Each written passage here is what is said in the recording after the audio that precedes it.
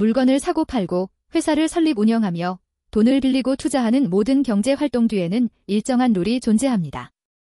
그 룰이 없다면 누구든지 마음대로 행동할 수 있고 결국 신뢰는 무너지고 거래는 멈추게 됩니다.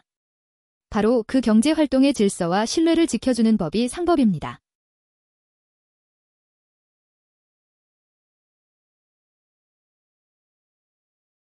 대한민국 상법은 총 6편으로 구성되어 있으며 각 편은 상업활동의 다양한 영역을 규율합니다. 제1편 총칙은 상법 전체의 기본 원칙을 다루며 상인과 상행위의 개념, 상호, 등기 등 기초적인 상사법 규정을 포함합니다. 이는 상법의 기초체계를 형성하는 부분으로 상법을 이해하기 위한 출발점이 됩니다. 제2편 상행위는 상인이 수행하는 다양한 거래 행위에 대한 특별 규정을 담고 있으며 상사매매, 중개, 운송 등 실무적으로 중요한 상거래 유형을 구체적으로 규율합니다.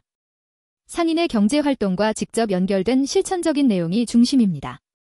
제3편 회사는 한명회사, 합자회사, 유한책임회사, 주식회사, 유한회사, 외국회사 등 다양한 형태의 법인기업을 다루며 회사의 설립, 운영, 조직, 대표, 주주나 사원의 권리와 의무, 해산과 합병 등 회사 운영 전반에 관한 법률 규정을 담고 있습니다.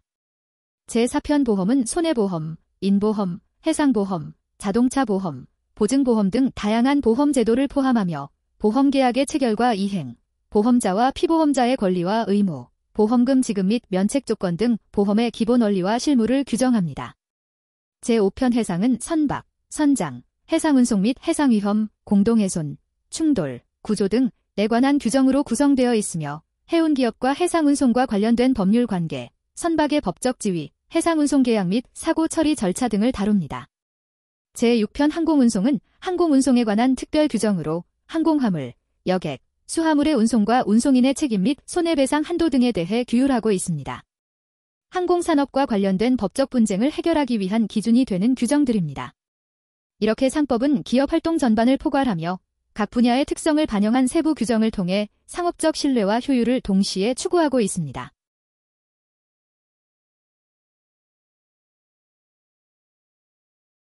46번 문제입니다.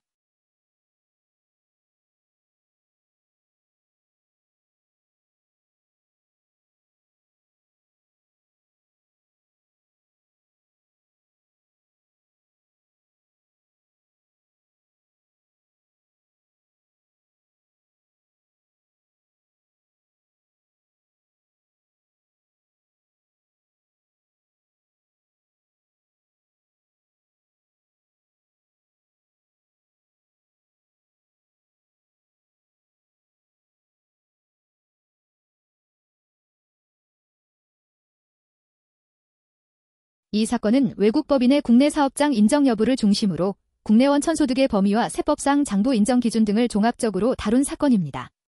외국 법인 시도카 캐리어 서비스는 자동차 해상 운송업을 영위하며 국내 법인인 유도해운 주식회사를 통해 한국에서 운송사업을 수행하였습니다. 과세당국은 원고가 국내에 실질적인 사업활동 기반을 두고 있으므로 원고는 국내 사업장을 가진 외국 법인 또는 실질적 관리 장소를 국내에 둔 내국 법인에 해당한다고 보았습니다.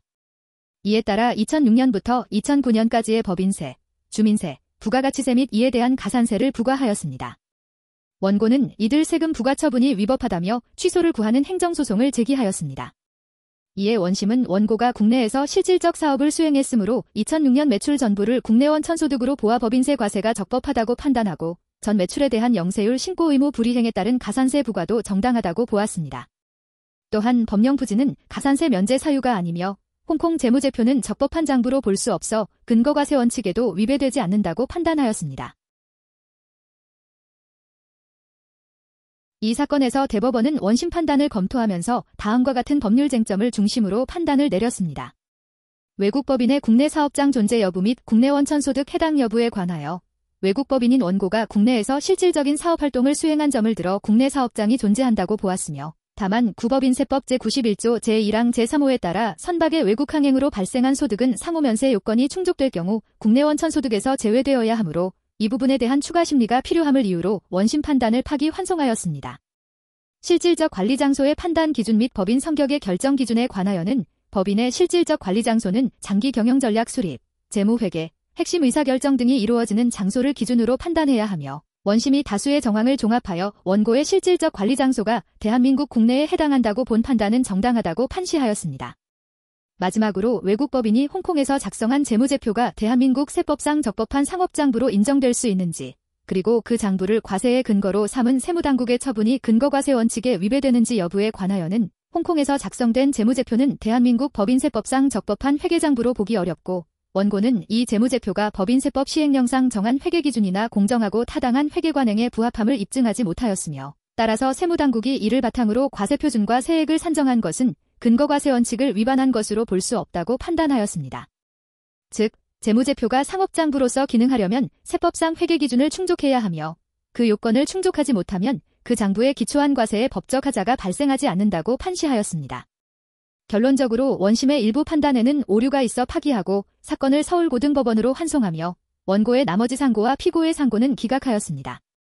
감사합니다.